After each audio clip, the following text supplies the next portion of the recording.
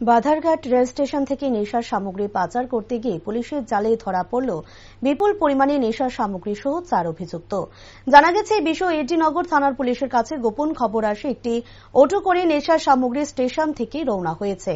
সেই মতো এক অটোকে আটক করে তল্লাশি চালাতে গেলে তার ভেতর থেকে প্রায় 375টি কফ সিরাপ আটক করা হয়েছে। পাশাপাশি বহিরাজ্যের 2 ব্যক্তি তথা বিহারের রামপুরে শাহ ও অনিল কুমার এবং আগরতলা খেজুর বাগানের বীরেন্দর রায় ও অটো চালক রাজেশ সাহাকে আটক করেছে পুলিশ।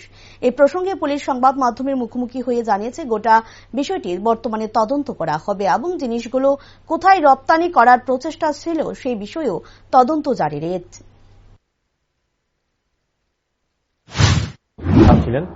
অ্যাকর্ডিংলি একটা অটোর এগেনস্টে ইনফরমেশন ছিল, তো অটোটাকে ট্রেস করা হয়, এটাকে আটক করা হয়। সার্চের সময় দেখা যায় যে অটোর মধ্যে 3 জন লোক ছিল প্লাস ড্রাইভার, ওদের কাছে কিছু ব্যাগ ছিল। ব্যাগের মধ্যে সার্চের দৌরান total 375 bottles of codeine phosphate cough syrup পাওয়া যায়। তারপরে অ্যাজ পার রুলস এটাকে অ্যাজ পার প্রোটোকল এটাকে সিজ করা হয় পুরো লিগ্যাল ফর্মালিটি মেনটেন করে। আর টোটাল 4 জনকে ডিটেইন করা হয়। কেস রেজিস্ট্রেশন হবে, ইনভেস্টিগেশন প্রসিড হবে। তার এটার কোথা থেকে আসছে, কোথা থেকে এসেছে, এটা ফাইনাল ডেস্টিনেশন কি, এগুলো এখন চেক করা হবে।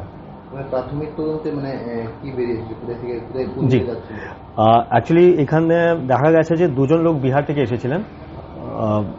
ওরা হাজিপুর থেকে রেলওয়ে স্টেশনে চলেছেন, হাজিপুর থেকে চলেছে, আগরতলায় নেমেছে। এখন এখান থেকে কোথায় নিয়ে যাচ্ছে that's a matter of investigation yet to be determined. আর এর মধ্যে একজন যে থার্ড ব্যক্তি ছিলেন ও খেজুর বাগানেরই অটো লোকাল। আর তো এই হলো 4 জন, মানে 2 জন বিহারের, একজন এখানকার লোকাল অ্যাকমপ্লিস আর একজন অটো ড্রাইভার। তো এদের সাথে আর কেউ আছে কিনা, ওদের আর কি কি অ্যাকমপ্লিস আছে, আর কে কে এদের সাথে যুক্ত আছে, এটা অ্যাজ এন অন ইনভেস্টিগেশনটা প্রসিড করবে, এটা আমরা বের করবো।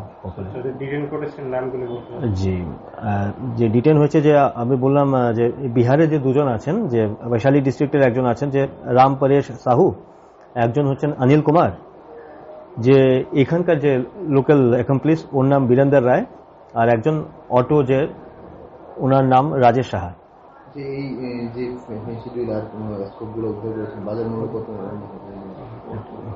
Almost 4 to 4.5 lakh. Thank you.